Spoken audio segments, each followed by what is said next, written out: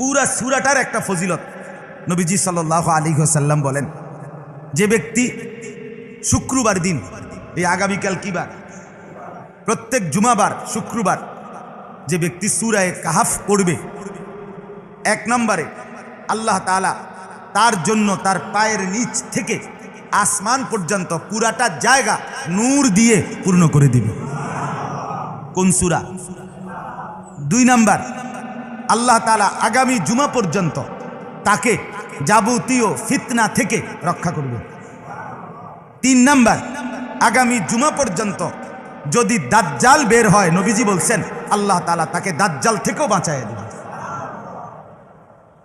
তাইলে সূরা কাহাফ এমন একটি সূরা, যেই সূরার প্রথম 10 আয়াত কিংবা শেষের 10 আয়াত কিংবা পুরা সূরা তেলাওয়াত, এটা আমাকে আপনাকে দাজ্জাল থেকে বাঁচাবে।